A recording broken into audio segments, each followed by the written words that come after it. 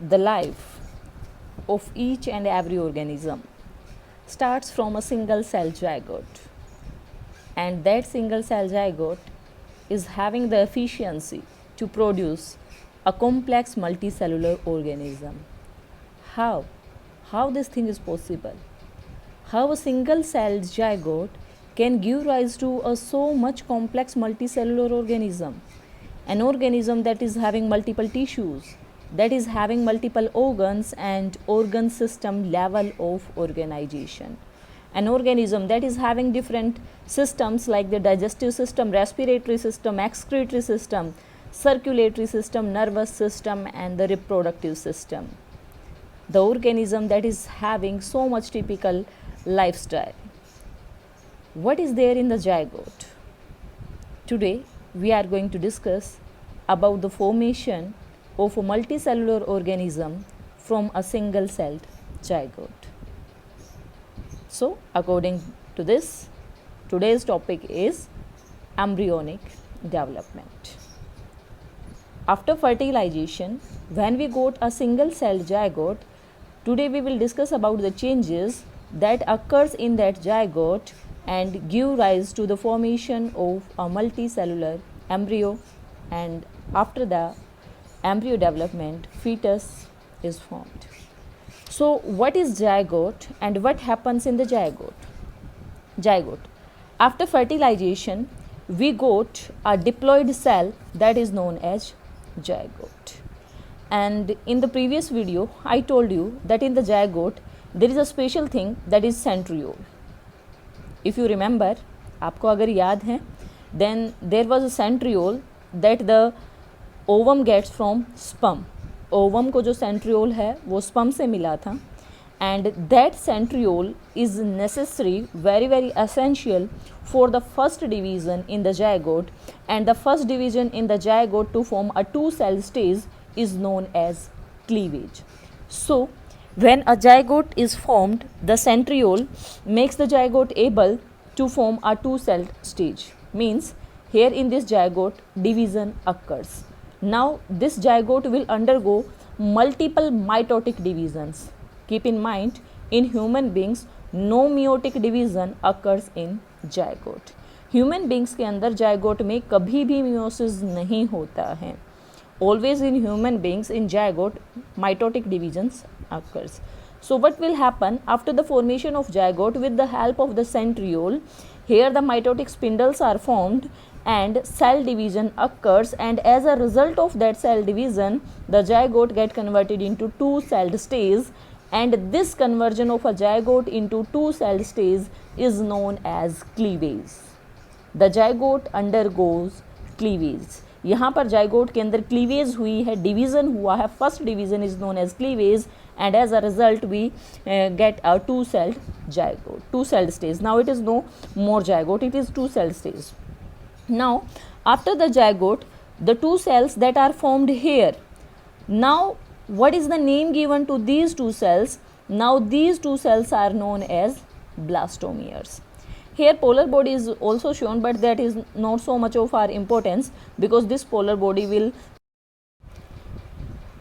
Gate degenerate, polar body degenerate हो जाएगी और एक जाइगोट से हमारे पास जो दो सेल यहाँ पर बन गए हैं, now these are known as two blastomeres. अब हम इनको टू सेल स्टेज को यहाँ पर जो दो अलग अलग सेल हैं, these are known as blastomere. जैसे ही एक जाइगोट से दो ब्लास्टोमियर बने, दो सेल्स के अंदर जो इक्वली यहाँ पर जो साइटोप्लाज्म है, प्रोटोप्लाज्म है, उसका यहाँ पर डिवीज़न हो गया, एंड नाउ यहाँ पर जो प्रोसेसेस हैं प्रोटीन सिंथेसिस की, मेटाबॉलिकली जो एक्टिविटी है वो यहाँ पर इंक्रीज हो जाएगी.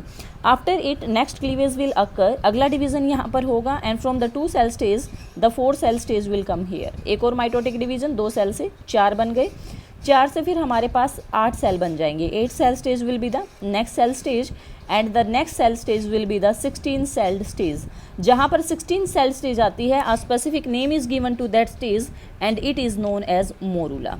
So the 16 celled stage blast, जहाँ पर हमारे पास एक जो जाइगोट से है 16 ब्लास्टोमियर बन गए हैं, now that is known as morula. यहाँ से क्वेश्चन आता है कि मोरूला जो है वो कितनी सेल स्टेज को बोला जाता है. अब देखो मोरूला के बाद क्या हुआ कि जो यहाँ पर सेंटर में सेल थे, they get shifted to a line.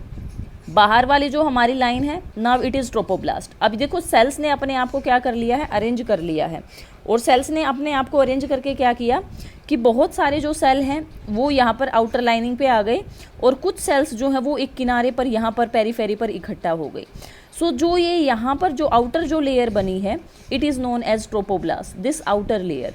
और इधर जो सेल्स का ग्रुप बन गया है, this is known as the cell mass.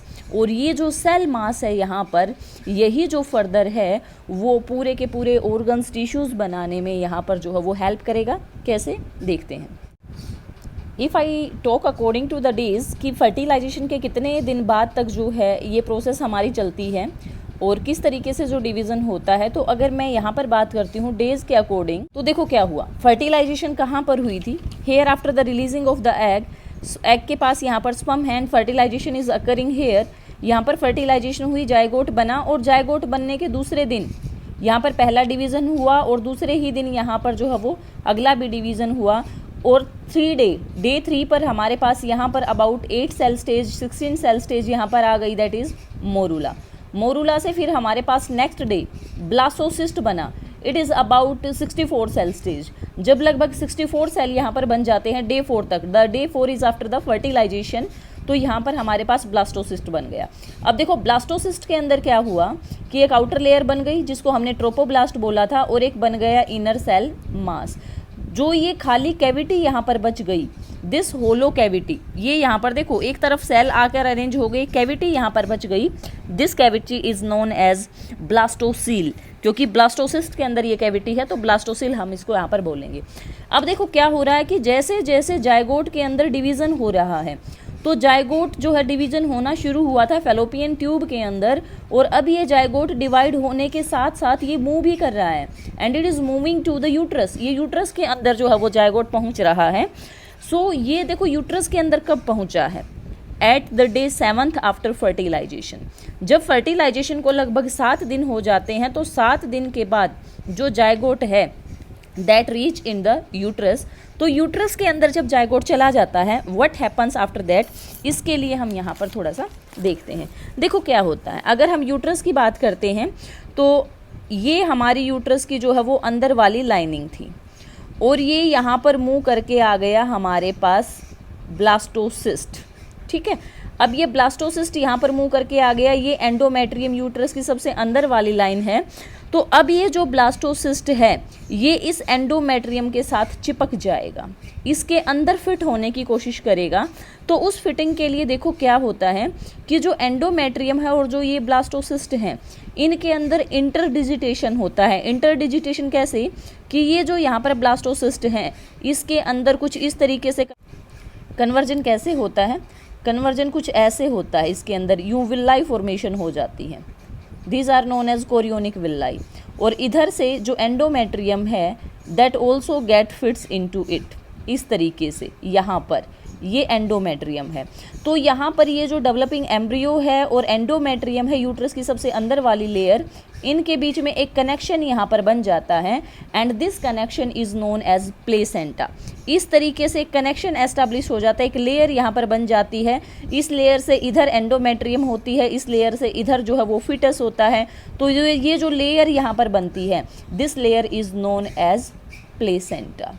और ये वो जो लेयर होती है जिसके अंदर फीटस के ब्लड वेसल्स भी होते हैं, जो एंडोमेट्रियम है उसके ब्लड कनेक्शंस भी यहाँ पर हैं।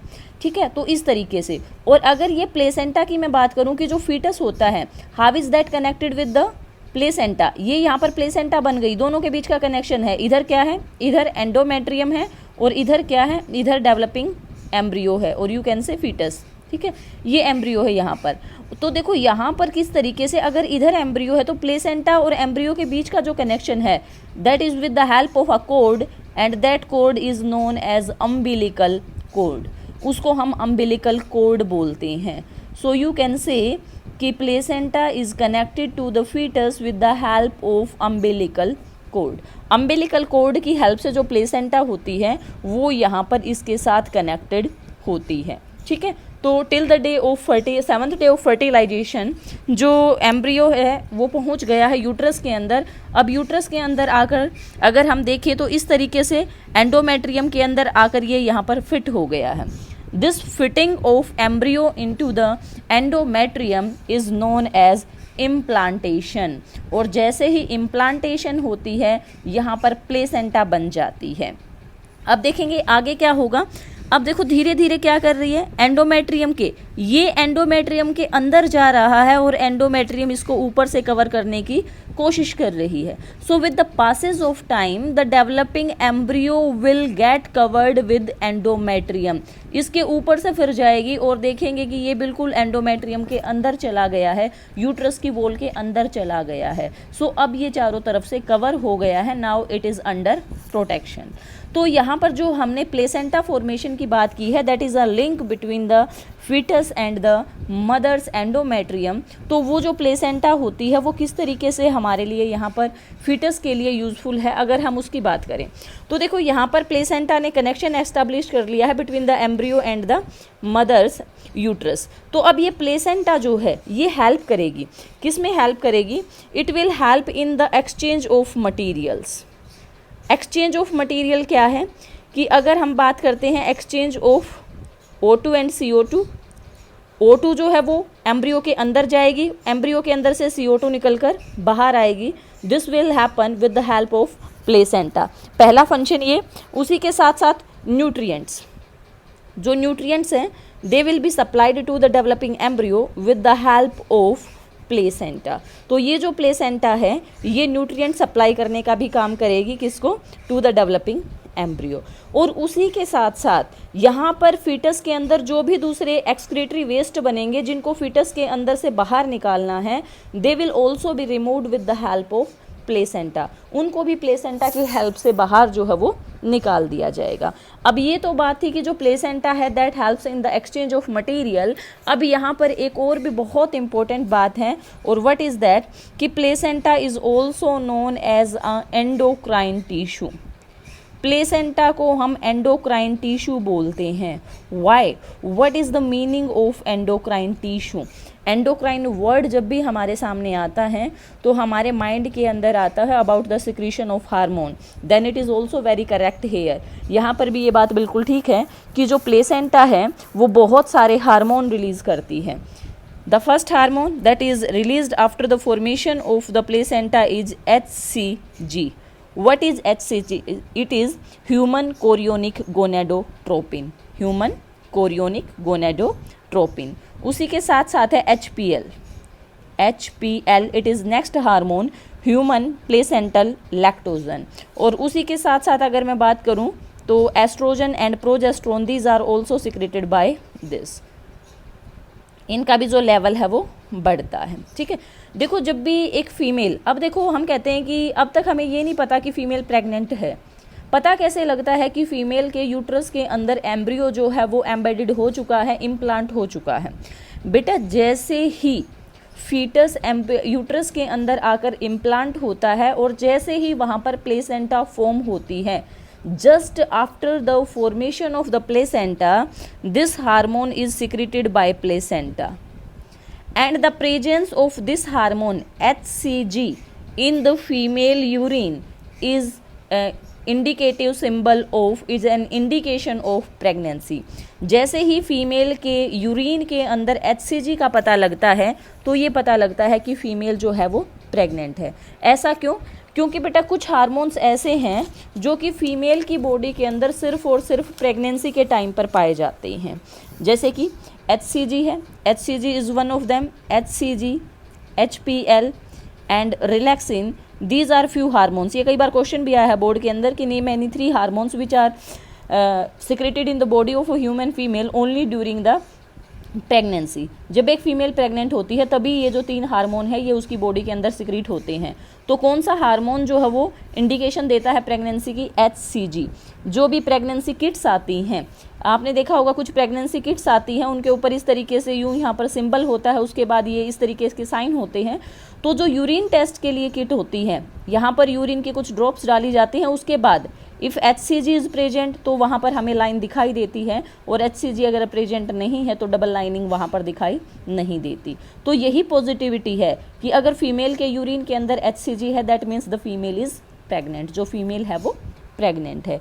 तो ये यहाँ पर जो प्लेसेंटा है वो एंडोक्राइन टिश्यू की तरह भी यहाँ पर काम करती है। उसी के साथ यहाँ पर मैं बात करूँ तो प्रेगनेंसी के टाइम पर फीमेल के अंदर जो हार्मोन्स का लेवल है वो काफ़ी हद तक इंक्रीज़ हो जाता है। जो बढ़ा हुआ लेवल होता है फीमेल के अंदर at the time of pregnancy, that helps in the foetal growth and along with the fetal growth also in the well development of the fetus।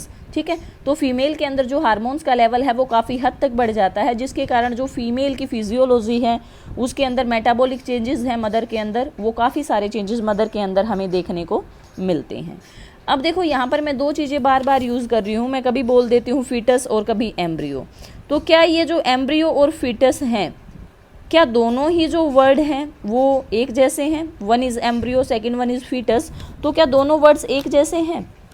एक जैसे नहीं है। देखो एम्ब्रियो जो है that is used for the early stage of development. Early stage of development means when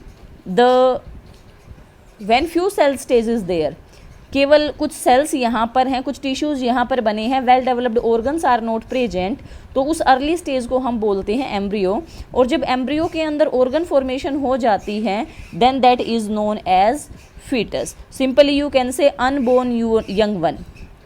young one बन चुका है, उसके अंदर ऑर्गन्स बन चुके हैं, लेकिन अभी वो अपनी मदर की वोम में ही है, तो ऐसे अनबोर्न यंग वन को हम बोलते हैं fetus. The fetus is having well developed organs, जबकि एम्ब्रियो के अंदर डेवलप्ड ऑर्गन्स नहीं होते, ओनली द सेलुलर और tissue cell stage is there. तो early stage of development is known as embryo and the developed stage unborn young one is known as fetus. ये हमारा foetus कहलाएगा।